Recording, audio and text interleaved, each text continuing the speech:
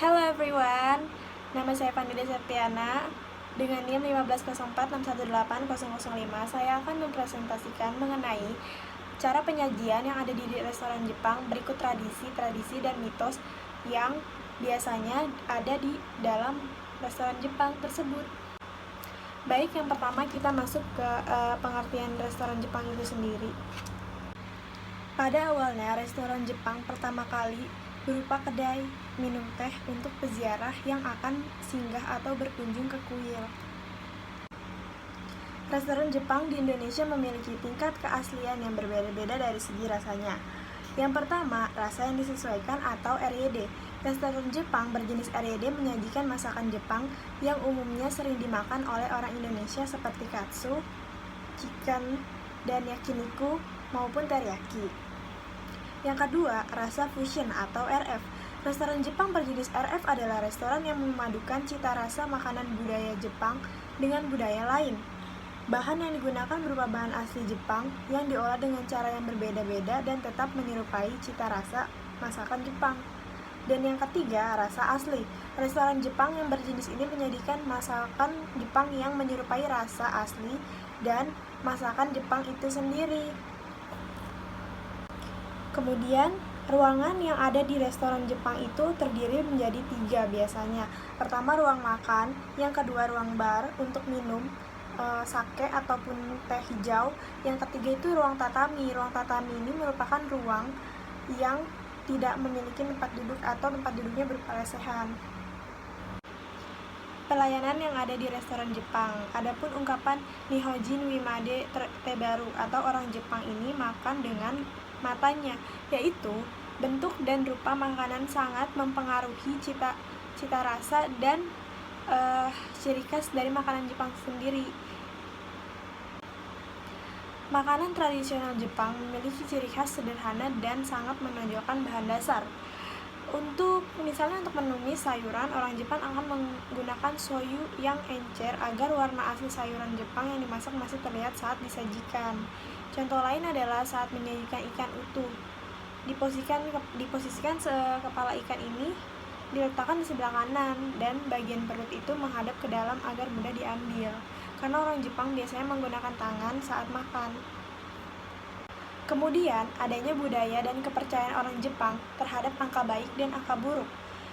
Secara turun-menurun, menentukan penyajian makanan orang Jepang menghindari makanan dengan jumlah 4 dan 9.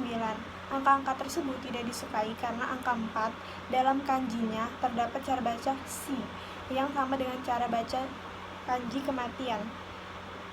Kemudian, begitu pula dengan angka 9 dibaca ku yang memiliki cara baca yang sama dengan kanji tidak beruntung.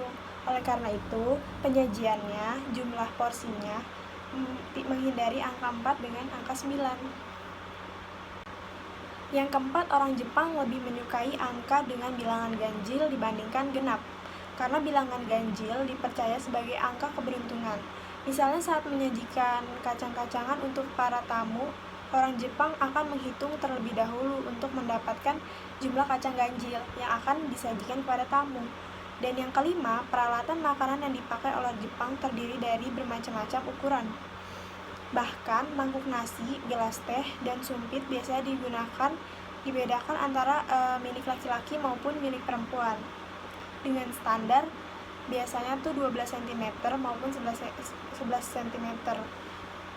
Meskipun ukuran tangan berbeda-beda, tapi 12 dan 11 merupakan standar dari ukuran mangkok maupun sumpit yang akan digunakan. Kemudian makanan Jepang ini berdasarkan penyajiannya dapat dikelompokkan menjadi 3. Yang pertama, honjen ryuri, yang berarti disajikan dengan meja berkaki, seperti gambar di bawah ini. Yang kedua ada chakesai ryori yang biasanya disajikan sebelum upacara minum teh. Kaiseki ryori yang biasanya disajikan pada pesta-pesta atau di restoran Jepang ryotei. Selain itu, terdapat pula osechi ryori yang biasanya disajikan saat tahun baru dan soujin ryori yang biasanya disajikan berupa makanan vegetarian untuk penganut Buddha di Jepang. Kemudian, ada kaiseki ryori adalah tipe makanan yang paling sering disajikan. Kaiseki ryori biasa disantap dalam pesta dengan atmosfer santai dan tidak terlalu terikat dengan etika. Biasanya orang Jepang meminum sake di awal, sebelum makan nasi. Kaiseki ryori pada umumnya terdiri dari sake zuke atau makanan pembuka, sashimi, filet ikan mentah, saimono, sop yang jernih dengan rasa yang ringan, yakimono, lauk yang dibakar atau panggang, mushimono, lauk yang dikukus, aimono atau salad, sup miso, acar, nasi, manisan, dan buah. Teh juga dapat disajikan pada acara Kaiseku Ryori. Sekian presentasi saya mengenai restoran Jepang, budaya makan maupun tradisi yang ada di dalam restoran tersebut. Kurang lebihnya mohon maaf. Wassalamualaikum warahmatullahi wabarakatuh. Terima kasih.